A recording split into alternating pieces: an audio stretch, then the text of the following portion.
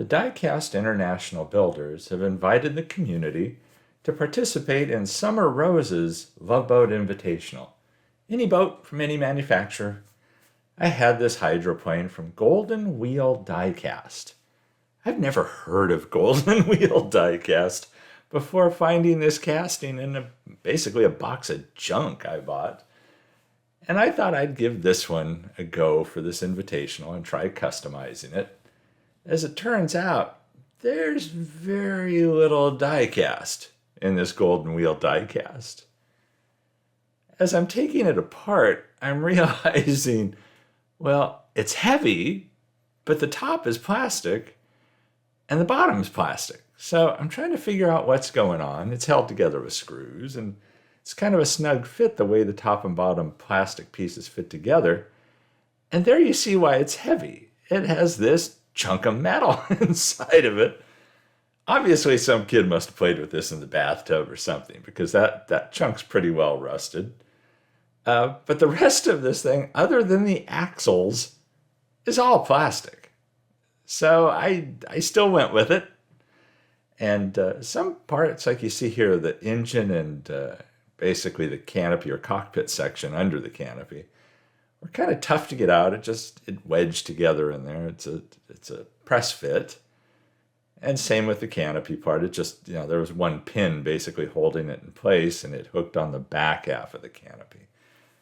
So, they don't get any easier really to take apart than this one did. And again, it's all plastic. I did have to clean up that chunk of metal, and then I hit it with some Rust-Oleum black paint. For the body of the boat itself, I just kind of figured, well, I'm sure as heck there's nothing to throw in the stripper because this thing will dissolve. So I just, sanded off some of that silly 7-Up decal stuff they had on it, and some other wording they had in different places. I sanded that basically all off, scuffed it all up for paint. It wasn't that tough to do. The body was actually in really good shape. There was a little tiny bit of play wear on it. Here and there you could see a couple little nicks, but otherwise, this thing probably was only played with like in a bathtub or a sink. And so it's not like it was abused in gravel or anything like that. So the kid who had it must have taken it easy on it. I ended up shooting this with white enamel, which actually was a mistake. I had planned to shoot it with white lacquer because I have an easier time doing clear over the lacquer and not having it yellow, having white yellow on me, which is why I try to always use white lacquer when I'm spraying something white. Because the Minwax clears that I've used in the past will yellow, so I have to avoid them. I have a lacquer clear. Actually, it's Tester's Extreme lacquer that I usually use over the white lacquer. But I shot it with white enamel, as you can see there. And then I made up my own decals for this. And I basically was scouring the internet for ideas, saw the Jackhammer racing boat team. Love the logo. Love the Jackhammer logo. I thought it was great. So I basically took a lot of their boat designs. You see that like the logo, and up the top, kind of like left, you see the scissor handles, and then next to that to the right, you see an orange and black and gray camo section. That's also a decal. They have that, they show that kind of camo in various areas on their boats. And it's not like it's a huge area on the boat. It's a very small, just section. And so I wanted to show that on this build as well. And I think it worked out pretty well what I ended up doing with it. So I went with their logos, and then I went with a lot of their actual sponsor logos. And then I also did a little more research and found some other racing boat sponsors. And so like a Mercury Racing logo that I threw on the sides of this as well. Just to add a little more detail, make it look a little more realistic. They don't have a hydroplane in their team of boats. From what I saw, they have a couple boats.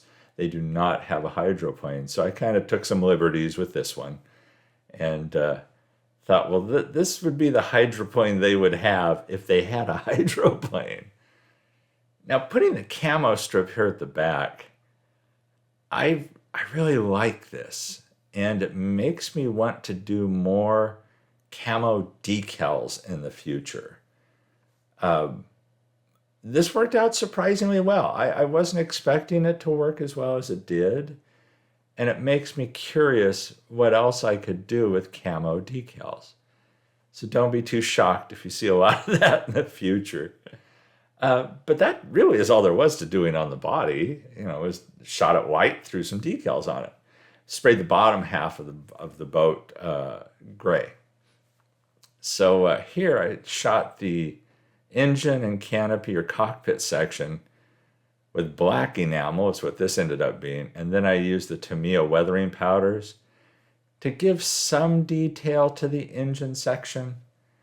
And I didn't want it to look like a raw engine. And at the same time, I didn't want it just to look like it had always had this super black coat on it and you never saw any detail of the engine. So I was trying to get a cross between the two. Just bring out some of the detail and yet not have it look like just a raw engine sitting back there. So that's pretty much all there is to the build. Golden Wheel Diecast, I'm really not sure what else they make. So it'd be kind of interesting to check it out. But this was a very nice boat to work with. You know, it kind of like a green light in a way that the pieces come apart very simply. It's reasonably well detailed, I guess, for a boat. Lord knows what their cars look like. If they have cars, they must. But anyhow, I I had fun with it, and I was really happy with the decals. The way they turned out, I thought about putting more sponsor decals on there. And then I decided to just kind of stop where I was. I thought I had, in a way, enough on there. I did paint the screws gray, in case you're curious. They were black originally. And I thought, well, heck, I got to shoot them gray. But it was fun doing the decals. And I'm really having a blast doing them. They make things really interesting. And you can have a lot of fun just coming up with your own designs, coming up with ideas to make things look more realistic and just different, not something you're going to find off the shelf or from just a list of available decals. So anyhow, here's where we started. There wasn't a lot to it detail-wise. You know, they didn't put a lot of decals on there. But the paint was kind of cool, the way they did the green and yellow. But I like where it ended up a little bit better. I hope you like this build too. This has been a fun invitational. Lord knows when I would have ever got around to doing a boat otherwise. So I'd like to thank Summer Rose and thank the Diecast International Builders for hosting this event. And be sure and check out all of the other builds in this event. I'm sure there's a lot of different kinds of boats out there that people are going to do. So be sure and check those out. And I hope you enjoyed this one. Everybody stay safe and healthy out there. Special thanks to my Patreon supporters too for all of their help in doing all these builds. So there's some glamour shots coming up, as well as some links to other videos. And I'll catch you in the next one.